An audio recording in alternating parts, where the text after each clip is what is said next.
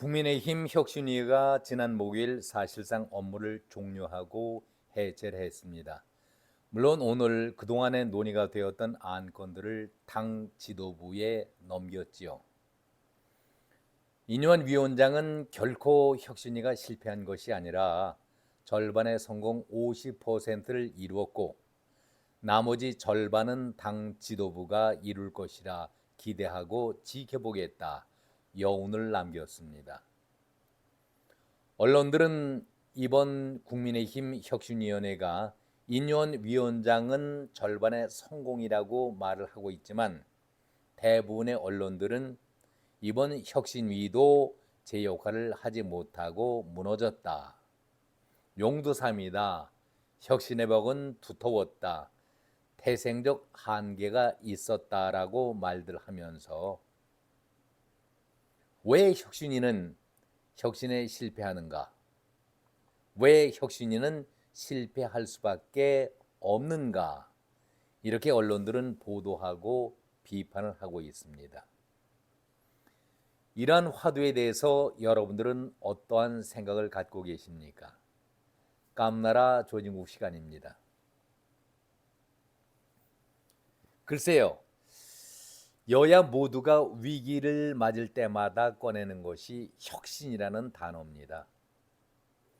모두가 혁신일을 그때마다 출발을 시키지만은 성공했다는 소리보다는 실패했다. 그런 얘기들이 더 많이 들리고 있습니다.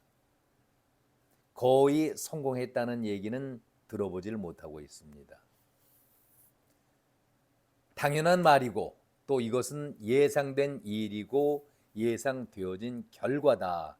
이렇게 말들 하고 있습니다. 물론 결론이지요. 자신의 자리를 지키기 위해서 정말 자격도 없는 사람, 무능한 사람이 자신을 위해서 개혁한다, 혁신의 칼을 뽑아든다, 어불성설이지요. 허울 좋게 그냥 당의 체질을 개선하고 무언가 고쳐보겠다라는 명분을 내세우지만 그러니까 그 말 자체에는 이론의 여지가 없습니다. 반대할 수가 없는 상황 아니겠습니까? 잘못된 곳 바로 잡아보겠다. 그 사람의 지도자의 그 지휘 능력, 자질에 대해서 언급하고 싶지만은 개혁이라는 이름을 내세우고 있으니까 속으로만 그냥 부글부글 끓고 있는 것이죠. 어디다 대놓고 말할 수도 없고 개선하자는데 그냥 고개 숙이고 쳐다만 보고 있을 뿐 아니겠습니까?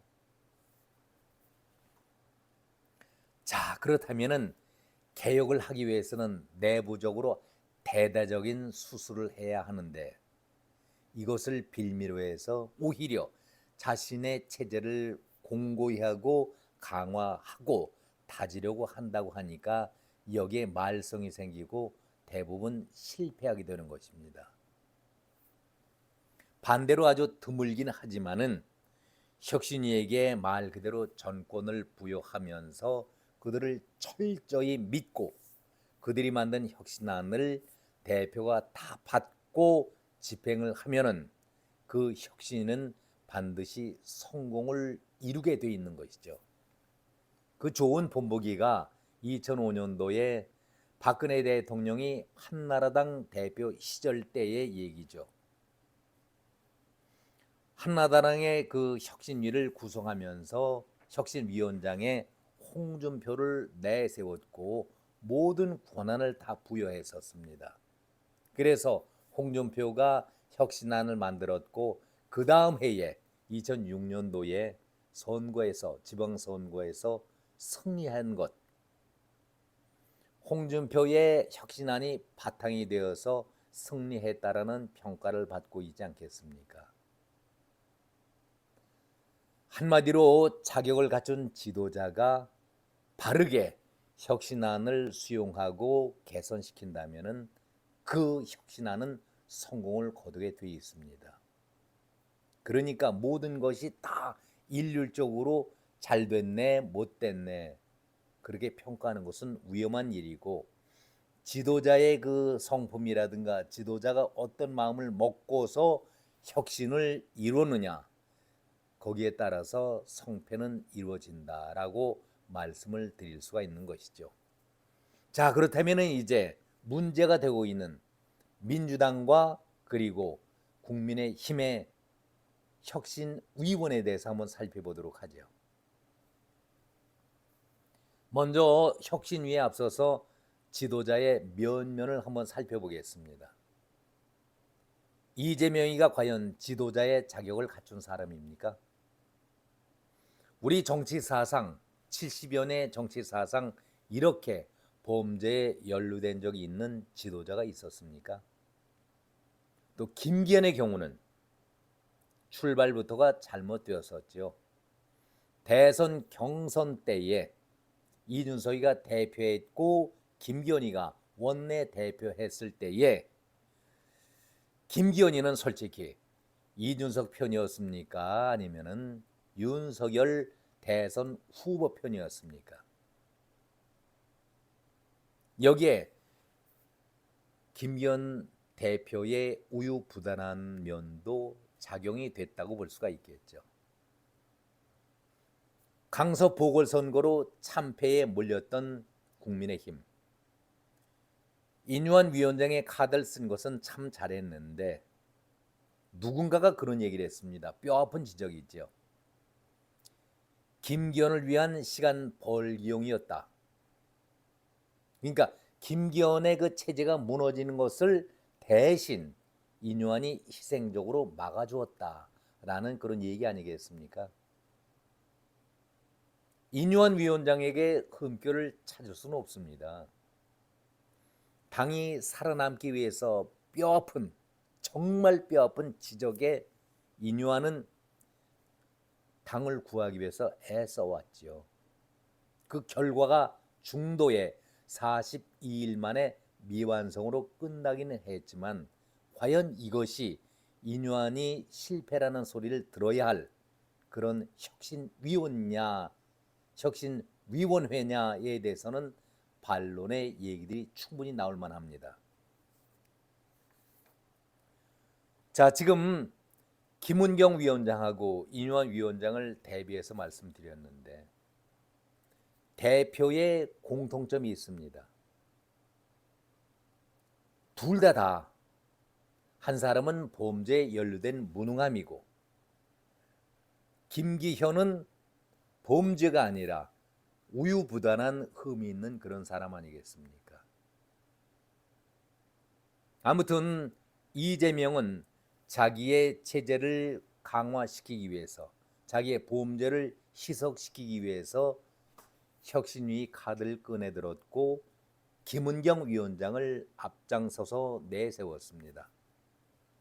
한마디로 김은경에게 홍위병 역할을 강요했었고 김은경은 차질 없이 그의 업무를 혁신이 아니라 당 자체를 계약으로 끄는 데에 앞장서 왔던 것 아니겠습니까? 김은경이 처음에 만난 시련이 뭡니까? 노인 폄하 발언 아니겠습니까? 얼마 살 날이 남지 않은 노인들에게 젊은 사람들과 똑같이 1인 1표제의 투표제를 허락한다는 것이 맞지 않는 것이다.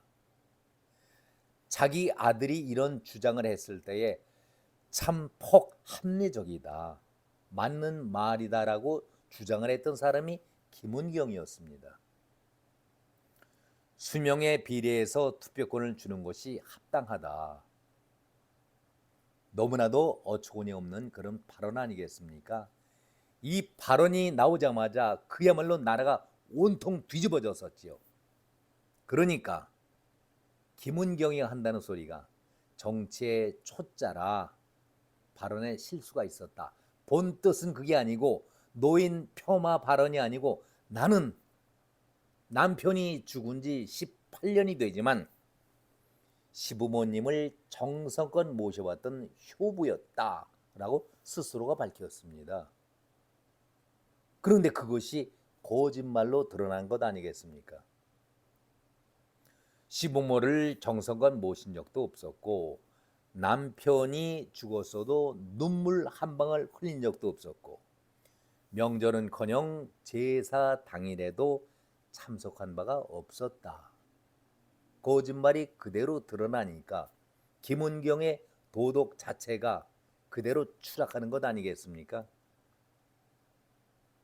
노인 폄하는 김은경의 생활의 한 단편이었고 일상 자체였다는 것이 백일화에 드러난 것입니다. 김은경이가 그렇다고 해서 혁신위에서 공을 세우지 않은 것은 아니었지요. 이재명 체제를 공고히 만들기 위해서 이재명에게 가장 핸디캡이 되는 게 무엇이었습니까? 대의원들의 권리가 강화되어 있는 것, 60대 1로 되어 있는 것을 그걸 낮춰보자. 권리당원에게 권리를 대폭 늘려주고 대의원제에게는 축소를 시키자. 60대 1의 그 구도를 20대 1로 바꿨으니까 3배가 권리당원은 늘었고 대의원들은 3분의 1로 축소가 된 것 아니겠습니까? 이것이 엊그제 지난 금요일에 민주당의 중앙위에서 통과가 됐습니다. 정식으로 의결이 됐으니까 이것은 김은경의 공이라고 할 수가 있겠고 이때 이 제도를 만들었을 때 혹시나 김은경은 내심 공천을 바라보지 않았을까 하는 그런 생각도 가져봅니다. 김은경이 어떤 사람이었습니까? 처음에 혁신위원장으로 나섰을 때의 그 신상을 잘 몰랐었습니다. 금융감독원의 부원장이었다.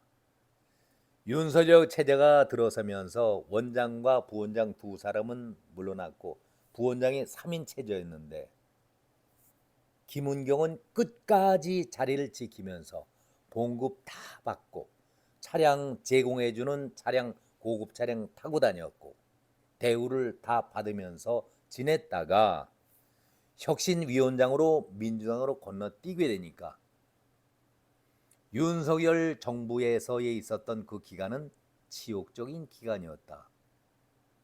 아니 누가 발목을 잡은 것도 아니고 남들은 다 나가는데 자기는 끝까지 봉급 다 받으면서 대우 받으면서 생활했다가 어떻게 사람이 그럴 수가 있습니까?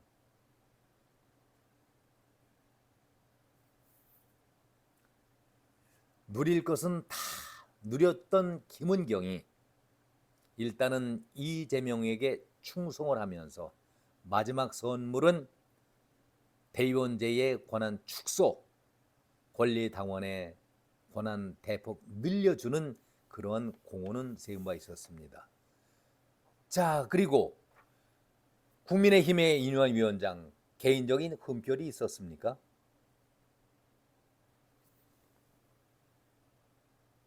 당 지도부의 편을 들었습니까? 아니면은 혁신이라는 이름을 내걸고 반혁신적인 행동을 해온 적이 있었습니까?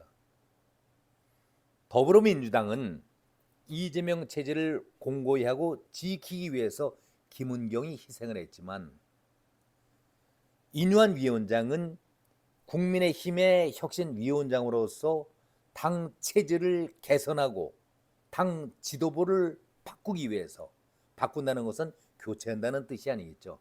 생각 자체를 바꾸면서 패러다임을 바꿔주고 중진들 그리고 험지 출마해지는 불출마를 유도하기 위해서 당 체제를 바꾸기 위해서 애썼던 사람 아닙니까? 상황이 완전히 다른 것이죠. 그런데 여기에 대해서 중도의 42일 만에 마무리를 짓지 못하고 물러났다 해서 실패라고 단정하는 것은 제가 볼 때에는 성급했다 이런 말씀을 드립니다. 이뇨한 위원장은 시작부터 당 지도부의 결단을 요구했었죠. 지난 12월 6일이었었죠. 김기현과의 최종 만남을 통해서 혁신위의 안이 국민의 뜻이라고 자기는 생각한다. 반드시 받아들이겠다. 그래야 총선도 승리할 수가 있다. 그 방법으로 스텝 바이 스텝 이것을 어떻게 할 것인지 고민을 하겠다. 김기현이가 이런 말을 했습니다. 그렇다면은 어떻게 이것이 실패라고 할 수가 있겠습니까? 이재명 체제는 지키려고 김영국이 애를 썼고 인유하는 당 지도부의 개선, 그러니까 당 대표의 결단을 촉구하는 그런 요구를 지속적으로 해온 것 아니겠습니까? 선당 후사의 마음을 가져라.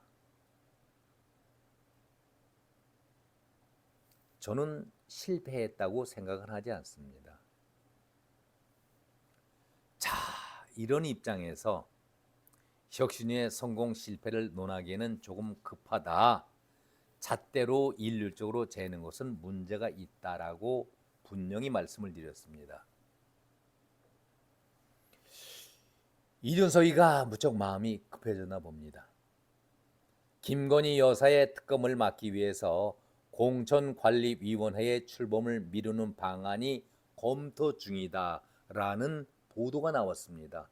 주말에 그리고 오늘 아침에 이준석이가 아주 거친 또 말을 했죠. 폭언을 했습니다. 선거는 안중에 없는가? 라며 거세게 비판을 했습니다. 아니, 김건희 여사 특검 때문에 공관위 구성도 총선 준비도 모두 늦춘다고 한다면 한마디로 다들 미쳤나? 이렇게 강하게 국민의힘을 비판했습니다. 정말 미친 자가 누굽니까? 탈당을 선언하고 27일 신당을 만든다고 발표했던 사람이 이준석 아닙니까? 그렇다면은 오히려 국민의힘이 미적거리면서 총선 체제를 늦출수록 자기에게 유리한 것 아니겠습니까? 당을 떠나겠다는 사람이 왜 국민의힘에 대해서 과도한 쓴소리를 합니까? 왜 걱정을 해야 합니까? 오히려 잘 됐다라고 박수를 쳐야 되는 것 아니겠습니까? 이준석의 평소의 성격, 교활하고 가증스러운 숨은 그런 계략을 감추고 있는 것이죠. 검찰 수사했더니 아무 증거가 없었다. 그래서 더불어민주당에서 특검을 주장하고 있는 것 아니겠습니까? 이준석이가 국민의힘의 몸을 담고 있으면서도 특검 수사를 받으라고 계속 당을 압박하고 있는 것 아니겠습니까? 검찰 수사와 특검 수사가 다를 수 없다면 특검을 받고 총선 전에 이 의혹을 털어낼 수가 있다. 얼마나 좋은 기회냐. 그러니까 특검을 받아라라고 이준석이가 민주당 편을 들고 있습니다. 그런데 여러분 생각해 보십시오. 김건희 특검에 반대하는 입장은 저도 아닙니다. 특검을 하게 되면은 6개월이 걸립니다. 빨라야. 총선이 얼마 남았습니까?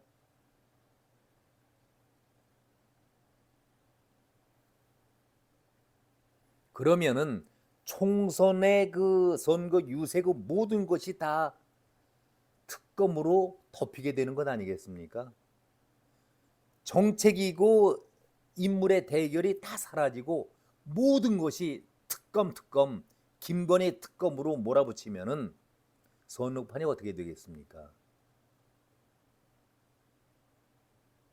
이준석이는 민주당의 노림수에 그대로 자기도 그것을 내세우고 있으니까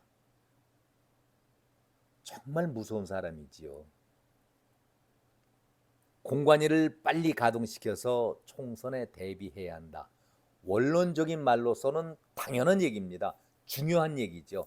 하루라도 빨리 후보자가 뛸 수 있는 마당을 열어주고 득표를 할 수 있도록 그 기반을 만들어주는 것이 당이라고 본다면은 당연히 그렇게 해야죠.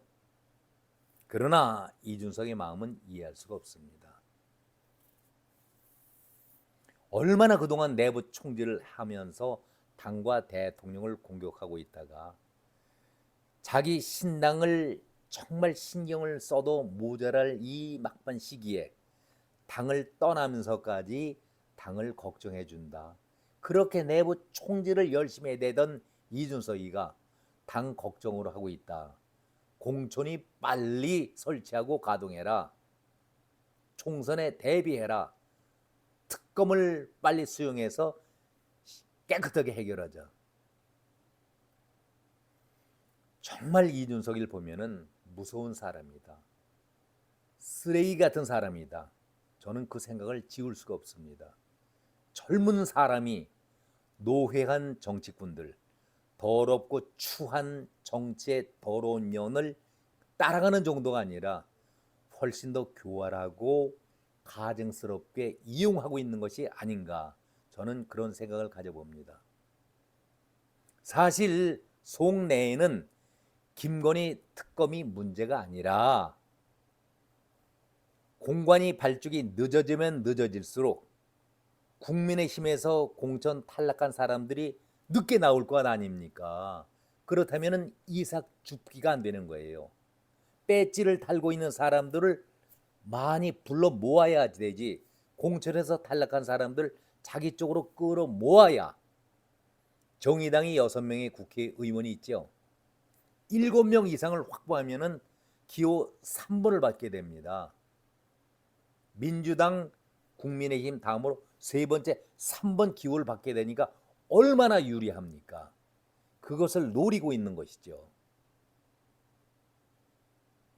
지금 신당을 만든다고 했는데도 국민의힘에서 어느 누구도 관심도 안 갖고 미동도 보이지 않고 있습니다. 쳐다보지도 않고 있습니다. 그러니까 이준석이가 동력을 잃은 것이죠. 그것을 돌파하기 위해서 공천위를 빨리 활동시키면은 그 안에서 탈락자가 나온다. 그 사람은 나의 동지다. 이런 얘기 아니겠습니까? 얼마나 교활한 그러한 가증스러운 모습입니까? 지금 당장 배지를 달고 있는 사람들은 자기가 끌어올 수가 없습니다. 움직이질 않으니까 속이 얼마나 타들어가겠어요. 이러니 정치의 도덕, 깨끗한 정치, 바른 정치, 이준석에게 기대한다는 것이 연목구 아니겠습니까? 말이 안 되는 얘기입니다. 저는 앞에서도 여러 차례 말씀을 드렸습니다. 결코 인유한 위원장의 혁신위는 실패가 아니다. 인유한 위원장이 절반을 강조했듯이, 절반의 성공을 강조했듯이 언론이 단정적으로 기사를 쓰는 것에 저는 못마땅해야 합니다. 그리고 당 지도부의 결단이 1월 정도 들어가면 분명히 있으리라. 그것도 당 대표인 김기현 대표부터 본을 보일 것이다라고 확신을 하고 그런 말씀을 여러 차례 드렸습니다. 오늘 박정화 수석 대변인이 당이 죽고 사는 문제라는 정말 무거운 얘기를 방송에 대고 했습니다. 저는 이 말에 함의가 있다라고 생각을 합니다. 당이 죽고 사는 문제다. 존폐가 걸린 문제라면 그 이상 더 중요한 문제가 어디 있겠습니까? 개인의 영달을 떠나서. 이러면서 김기현의 결단 가능성을 조심스럽게 박정화 대변인이 밝혔듯이 의미가 있는 그런 발언이었다. 그리고 지난 6일 김기현이가 스텝 바이 스텝을 밟아서 국민의 뜻으로 알고 국민의 뜻을 받들어야 총선에 승리할 수 있다라는 말을 인유한 위원장에게 분명히 했거든요. 저는 곧 결단의 소식들이 이어져 나올 것이다 라고 믿고 있습니다. 함께 같이 지켜보시죠. 고맙습니다. 오늘은 여기까지입니다.